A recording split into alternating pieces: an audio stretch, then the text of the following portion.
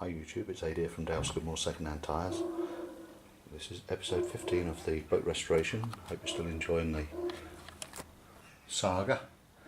I've just spent the afternoon laying this fiberglass tissue onto the keel and onto the bilge runner surfaces to cover over the holes to give me something to fill into from the inside. So I'm going to turn the boat over once this is cured and I've cleaned off the edges. I've let it go overlap, hang over the edges so that I can sand it off flush, and some of it's a bit piecemeal and that doesn't really matter. It's just the way that the offcuts that I had left over have worked, and I've used pretty much all of the packet up I got from Halfords. It's pretty good stuff, I think. It's obviously better than the rough chop mat for doing this because it's given a nice clean surface to lay out the keel and the bilge runner oak, which I will be getting at some point very soon, and I'm going to go down to either the merchant chandlers or look around, maybe Screwfix, and get some stainless steel fixings for finishing off this job, and also some woven matte ribbon rather than a piece of wide mat. You can get, I think, well, in various sizes from 25mm up to 3" or 75mm woven mat, which I can run on the inside of the keel and the bilge runners area so that I've got a nice solid base for bolting through. I've sanded off the excess on the sides of the places where the runners and the keel go. It's tidied it up a lot and sealed up the holes, ready to turn the boat over and fill the holes from the inside and repair and line with some more fiberglass mat before I can turn it over again and fit the keel and the runners, which has made them look a lot tidier as well.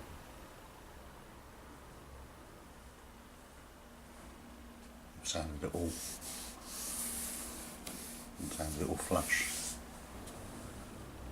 I think I'm getting too old to sit cross-legged for any length of time anymore.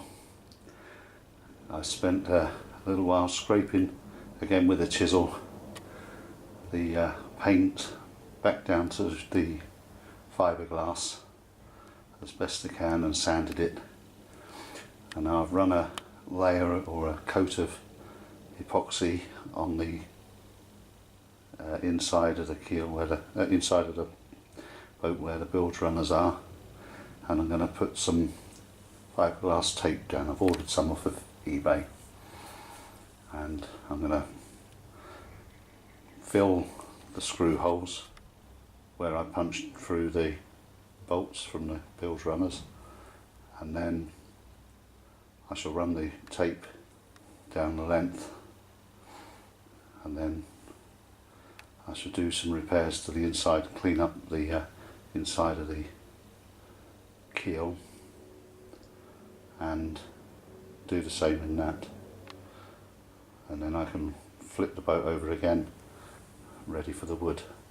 I had a bit of a result because one of my next door neighbours helped me turn the boat over, and he had a cabin built in his back garden, and he said go down there and speak to them because they've got all sorts of timber down there, and it's by the local train station. So I've just been down there and talked to one of the blokes, and it looks like maybe I found a source of timber. They're going to bring me back because the carpenters are out on a job at the moment building a cabin somewhere. But it looks promising, and it's walking distance just across the road, so without giving too many details about where I live, because I don't want no one coming here and nicking this. Yeah, so it looks promising that I should be able to get me oak that I wanted locally.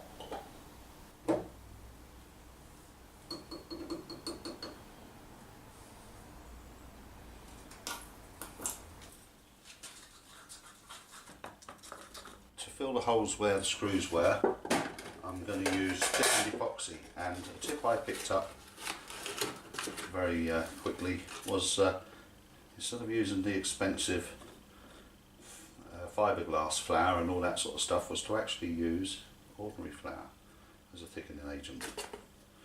You just mix up a batch of the epoxy and then mix in flour. It's a lot safer for your lungs. I know you can wear a mask and everything because the fiberglass flour is very fine and sort of floats in the air, and this is something that I've seen, I can't remember who it was, but I've seen a few people use ordinary household flour that you use for making pastry and stuff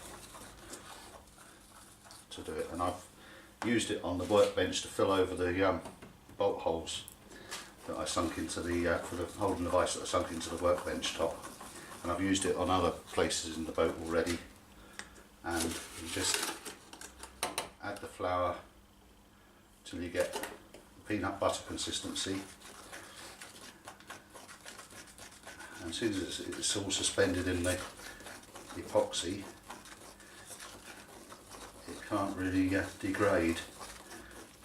So far I haven't seen any signs of degradation anyway, so it's still sloppy. So just keep mixing in quantity until you get the peanut butter consistency that you're after. I've said before about the quantities I mix up. 20 mils at a time is pretty good because it's you can always make more up, and then if you get towards the end of something you can assess how much more you need and then mix up less if you think you're not going to use it all.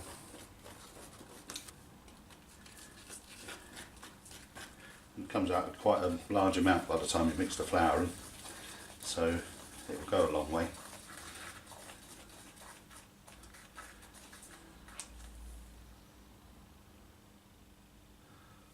That's not going anywhere now,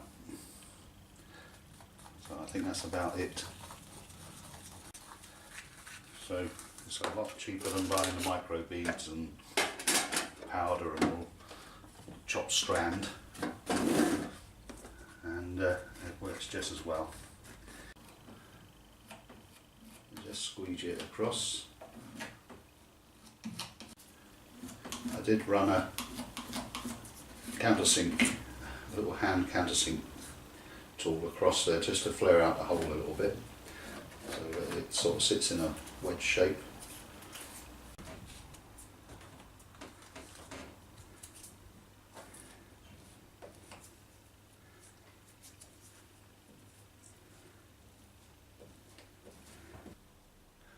Well, the holes are filled now and there's hardly any epoxy and flour mix left, and it's just it's gone beyond the point where you can use it anymore. It's too sticky now and claggy. So I got it done about 5-10 minutes ago, and this has gone over now, but it's still not set. I have noticed that since the summer, the height of the summer, during that lovely heat wave we had, that the epoxy was going off quite quickly, and now it's slowed down an awful lot. So we'll let that go off now, and I don't know what I'm going to do. I might look at some YouTube stuff, see if I can catch up with some of the things I've missed over the last few weeks. But I'll get back to you later.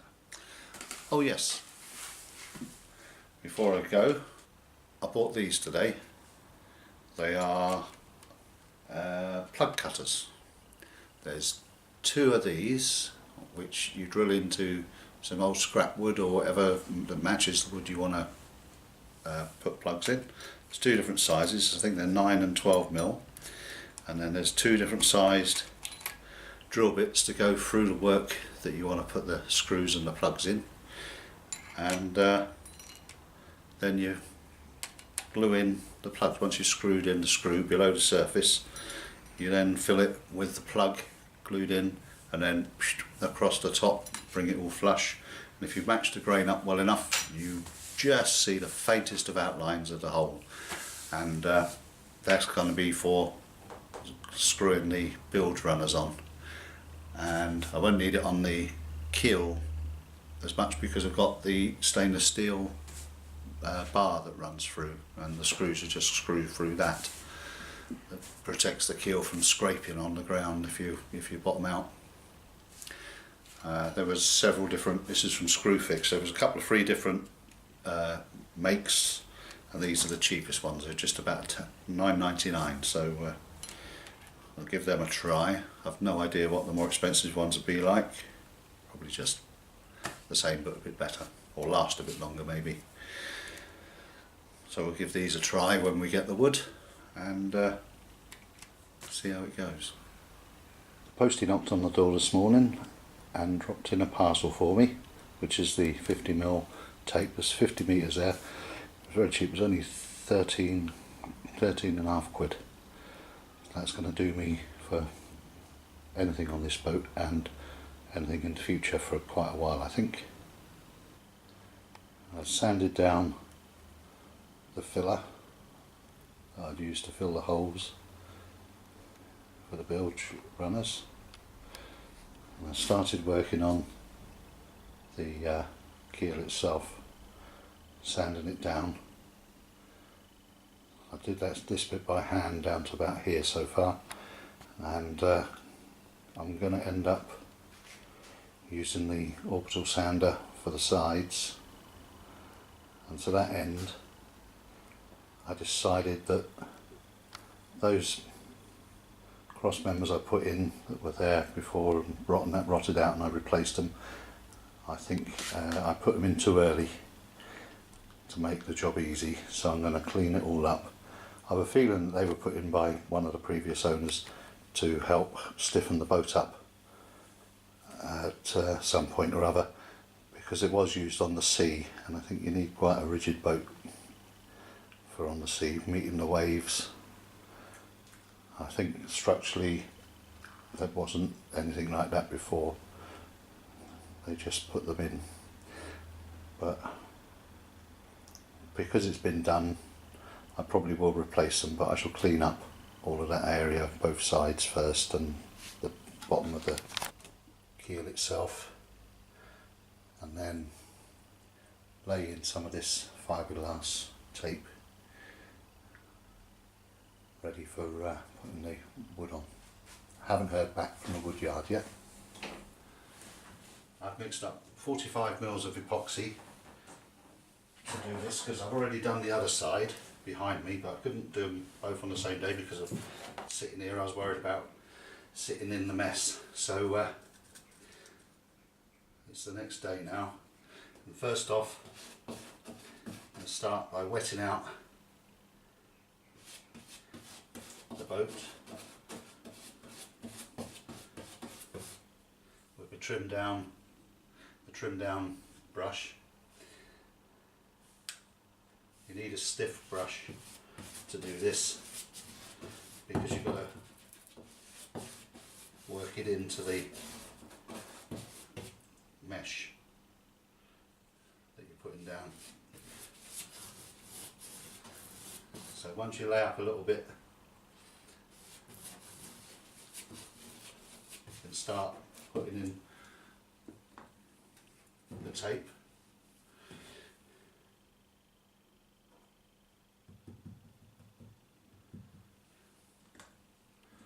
And laying in, soaking it with more of the resin, and work it with the brush to get it to stay in place. And as the resin is soaked into the cloth, it goes clear, so you know you've got it soaked and there's no air bubbles. If it looks white still, then you've got some air trapped underneath. You need to work that out. And the beauty of this stuff as well is, actually, I've noticed that if you slightly overlap it and have it sitting proud, you can sand it off quite easily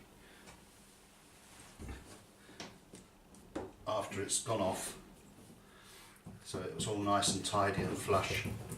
I'm a very right-handed person, so I'm working the opposite way today to what I worked yesterday with the other one. I'm working right to left. Suits my abilities. So as the cloth gets saturated, it goes quite clear. You can still see where it is, but it's no longer that shiny, silky white. I've gone down to there. I'm going to go down to this centre thwart bulkhead and then lay in the piece along the top. I'm using double width here. I did think about ordering the 75mm tape rather than the 50mm, but I figured this would be a bit more versatile for the jobs. I just realised I forgot to do something, and that's trim the tape where we get up to this bulkhead.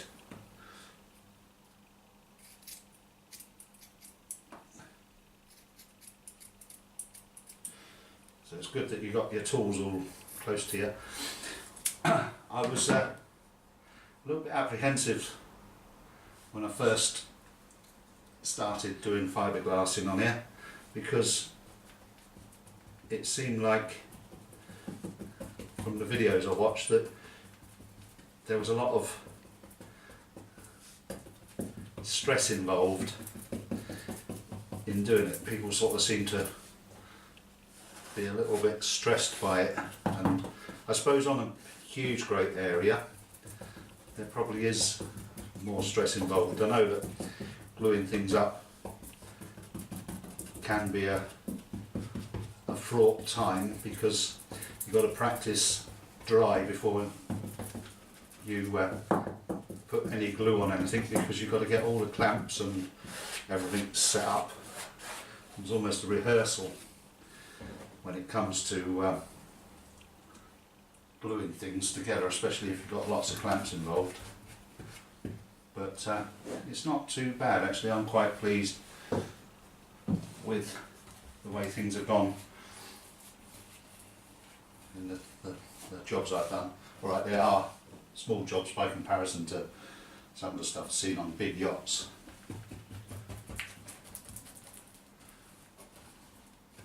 But it isn't quite as frightening a job as I thought it was going to be.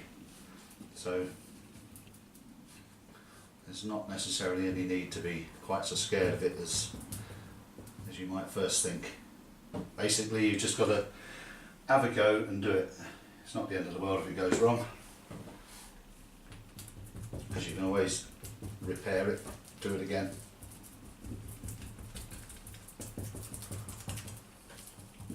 Just got to know and accept when you've done it wrong and try and make it better.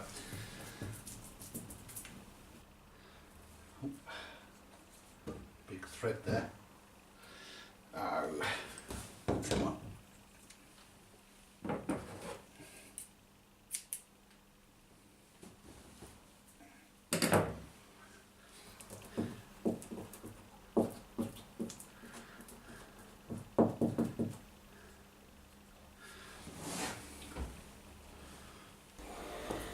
That's both sides done now.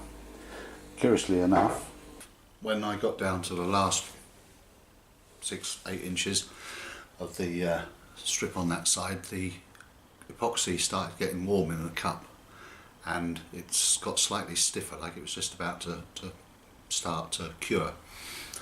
I had enough time to get it onto the tape to finish off that, but and once it's spread out, the curing time goes up again, so it wasn't a problem as such. But I knocked up 45mm. What was that? I knocked up 45mm, and obviously that was slightly too much for the speed I was going to use it up, and so I'll go back to maybe 30mm is about the best. And certainly I've had no problems with knocking up a new batch and finishing off a job in the past on here, so I think I'll stick with that for now. Then that way you don't get into trouble. And I will be cleaning up inside the keel next and removing the rest of the bits and pieces of the cross members that I put in. It seemed like the right thing to do at the time, but obviously now they're in the way, and it would be a lot easier job without them there. I can always put them back in later. Got plenty of spare bits of wood for that, and then see how we go with the wood. I've never ever had so much problems with getting hold of a few sticks. It's sort of getting a bit ridiculous, really. I haven't heard yet from the timber yard down the road. I'm busy tomorrow, so I'll probably, if nothing happens tomorrow, go down there on Thursday, and if not, I should go somewhere else. But that'll be 4 different places that I've gone to if I end up going somewhere else as well, just for a bit of oak. It's growing all over the bloody place. So I think that wraps this one up for now. I'd say thank you for watching and for your continued support and your comments and your subscriptions, and I'll get back to you soon. Cheerio.